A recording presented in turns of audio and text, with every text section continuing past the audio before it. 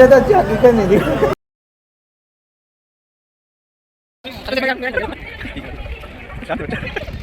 Hey guys, welcome back to our channel. मैं और मेरे दोस्त निकल आते हैं महाकाल की नगरी उज्जैन के लिए निकल जाते हैं। वहाँ जाके खाना पीना खाएंगे, फिर हम शुरू करेंगे। तो दोस्तों, हम आ चुके हैं महाकाल की नगरी। मेरे पास कराई मत पकड़ बैठे हमारी कोई जो हमने शुरू कर दी बेवजह। ये राधे हो गया काफी। भाई सर बोलिए। शर्मा के मत शर्मा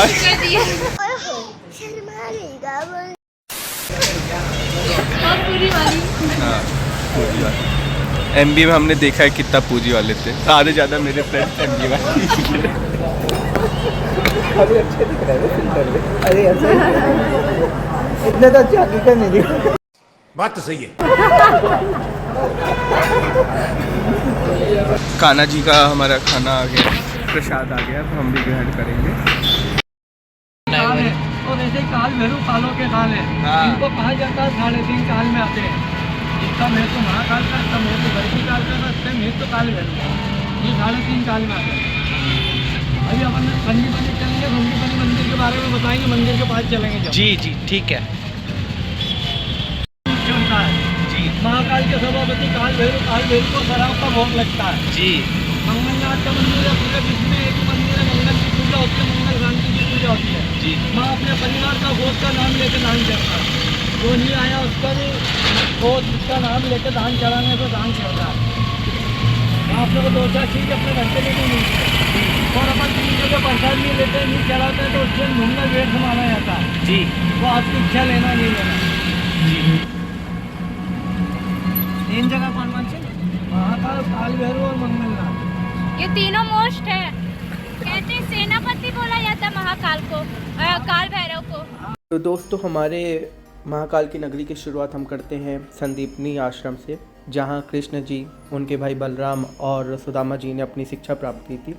सीरियसली बता रहा हूँ भाई, बहुत पीस वाली प्लेस थी। मैं रिग्रेट करता हूँ कि मैं 24 साल के करियर में आज पहली बार क्यों गया। मैं पहले भी जा सकता था। लिटरली इतना प्यारा वहाँ का एक वातावरण था, इन्वायरमेंट था, बहुत अच्छा था। और वहाँ पास एक वहाँ की मैंने सुना, वहाँ हमको बताया गया टूरिस्ट गाइडर की वजह से, तो उन्होंने बताया कि ये एकमात्र ऐसा मंदिर है जहाँ भोलेनाथ को तुलसी मिलती है। मतलब विश्व में ऐसा कोई मंदिर नहीं है जहाँ भोलेनाथ को तुलसी चढ़ाई जाती हो। और यहाँ एक और सीन है कि जो नंदी बाबा हैं, नंदी भगवान जी हैं, वो खड़े मिलते हैं। आप कहीं भी चले जाओगे शिव जी के मंदिर, आपको नंदी बाबा खड़े नहीं मिलेंगे। और यहाँ एक कुंड भी है, इसकी भी एक अलग ही स्टोरी है। इसमें क्या था, जब श्री कृष्ण स्लेट में लिखते थे तो जब मिटाना होता तो वो इसी कुंड में आते थे। और ये कुंड निर्माण कैसे हुआ था? श्री कृष्ण के द्वारा ही हुआ था। जो गुरु माता थी तो वो पानी वगैरह लेने जाती थी, शिप्रा नदी जाती थी, जो लगभग 3 से 4 किलोमीटर हुआ करता था। तो श्री कृष्ण ने यही परेशानी वगैरह देख के धनुर्विद्या वगैरह जो सीखी थी उसी के थ्रू बनाया था। और यहाँ 3-4 जो पवित्र नदियाँ थी उसका मिश्रण हुआ करता था। ये रहे महर्षि संदीपनी, जहाँ ये अपनी टीचिंग करते थे, पढ़ाते थे अपने बच्चों को। और यहाँ पर है अपने श्री कृष्ण, सुदामा, बलराम जी जो पढ़ते थे, स्लेट में लिखते थे। और श्री कृष्ण ने यहाँ 64 तरह की विद्याएँ सीखी थी, जिसमें अस्त्र शस्त्र, धनुर्विद्या और जो आज के टाइम में बोलते बहुत बड़ी बात है, लाइक मेकअप, हेयर स्टाइल, सब कुछ सीखा था। डांस वगैरह बहुत सारी चीज़ सीखी थी।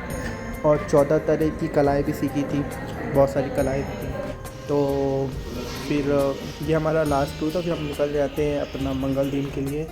तो दोस्तों, अब हम आ जाते हैं मंगलनाथ मंदिर, जो संदीपनी आश्रम से लगभग 2 से 3 किलोमीटर दूर है। तो वहाँ आ जाते हैं। और ये पता विश्व में बहुत ज़्यादा विशेष है, अलग ही एक तरह से, क्योंकि ये विश्व में इकलौता है जहाँ मंगल ग्रह की पूजा होती है। मंगल ग्रह की पूजा मतलब लाइक जिसकी शादी में कोई दोष हो, शादी से पहले कुंडली में दोष हो, उसकी शादी नहीं हो रही है, शादी के बाद दोनों कपल्स में सही से बन नहीं रही है, कोई इश्यूज़ आ रहे हैं, तो वहाँ उनकी पूजा होती है। और जो मंगल ग्रह आपने सुना होगा, उसका ये जन्म स्थान है, ठीक। और मतलब मैंने भी सुनाई बात बता रहा हूँ कि ये कर्क रेखा पर पड़ती है। ज़्यादा इसकी नॉलेज तो मुझे भी नहीं है, बट ये कर्क रेखा पे पड़ती है। और तो दूर निवारण होता है एक्चुअली। वो मांगलिक दोष हमेशा कुंडली पे बना ही रहेगा। आपके 2 हैं, 4 हैं, 6 हैं, मांगलिक दोष बना रहे, उसके निवारण एक सॉल्यूशन मिल जाता है। ये चीज़ होती है। इसका ये मतलब नहीं होता कि आपके मांगलिक दोष चला जाता है। एक और चीज़ बताता हूँ कि आपने कहीं भी देखा होगा, कहीं भी जाओगे तो भोलेनाथ के साथ आपको नंदी मिलेंगे, बट ये इकलौता मंदिर है जो भोलेनाथ के साथ यहाँ भेड़ा खड़ा होता है।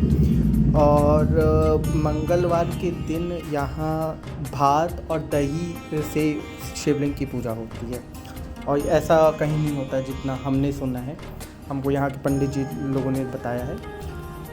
तो दोस्तों अब हमारा तीसरा मंदिर विज़िट करने का टाइम हो गया, जो है काल भैरव बाबा मंदिर। तो हम वहीं आ गए थे, और जो आप साइड में ये धागा बंधा वगैरह देख रहे हैं ना, तो मतलब हमें सुनने में ये आया कि जो लोग मन्नत मांगते हैं, जिनकी पूरी हो जाती है, वो बांधते, दोनों साइड बांधते। तो ज़्यादा हमें भी नॉलेज नहीं है इस चीज़ का, बट मैंने ऐसे ही सुना है लोगों से। और ये रहा बाबा का मेन गेट। और एक्चुअली बहुत भीड़ आई थी। और एक बात मैं आपको बताता हूँ, जैसे महाकाल को उज्जैन का राजा कहा जाता है ना, तो भैरव बाबा को उज्जैन का कोतवाल कहा जाता है। इनके मर्ज़ी के खिलाफ, इनके परमिशन के बिना एक पत्ता भी यहाँ से पर नहीं उड़ाता, ऐसा कुछ बोलते हैं जो। तो और एक यहाँ पर एक चिमनी टाइप की थी, वहाँ क्या होता है, जिसको मन्नत मांगनी होती है ना, वो सिक्के चिपका के मन्नत मांगता है। जिसका मतलब लाइक सिक्का चिपक गया ना, तो वो समझ में आता है कि हाँ, उनकी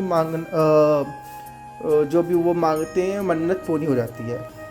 और हमें यहाँ कुत्ते वगैरह मिले। कुत्ते जो है वो भैरव बाबा की सवारी होती हैं, तो कुत्तों का होना यहाँ अनिवार्य, उनको कोई भगाता नहीं है यहाँ। तो आपको ये दोस्त दिख रहे होंगे, ये लोग मेरे ही दोस्त हैं, जो एक्चुअली पहले नहीं देख पाए, क्योंकि क्या सीन था कि हमारे पास कोई क्लिप्स रिकॉर्ड नहीं थी। तो हम लोग भैरव बाबा आए थे, तो हमारे पास कुछ क्लिप्स थी, तो मैंने उसको ऐड कर दिया।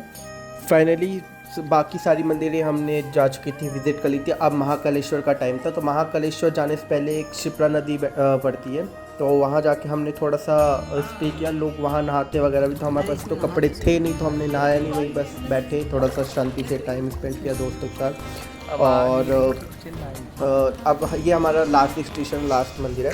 तो फिर हम निकल गए थे महाकालेश्वर की तरफ, और वहाँ मेरे को ये टीका वगैरह लगाना बहुत पसंद है, और जो मेरे से इंस्टाग्राम ऐड हो वो उन्होंने पहले ही देख चुका होगा।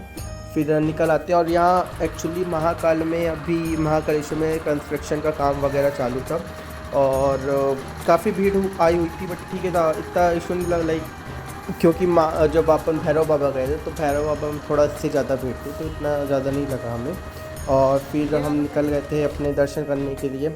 काफ़ी ज़्यादा कॉरिडोर का रास्ता था, तो हमको थोड़ा सा टाइम लगा जाने में।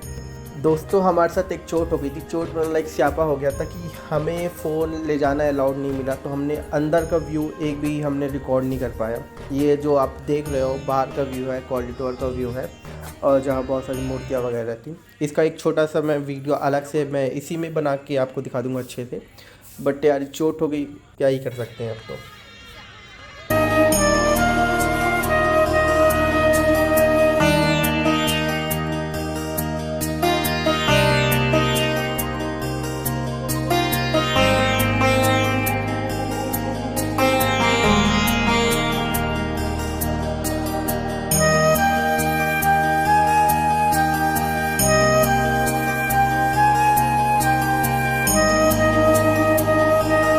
लास्ट बट नॉट ये मेरा फ्रेंड है जो रिसेंट बना है, मतलब दोस्तों का दोस्त है, उनका कम लग रहा है बट मेरा ज़्यादा लग रहा है, आप लोग देख ही सकते हो।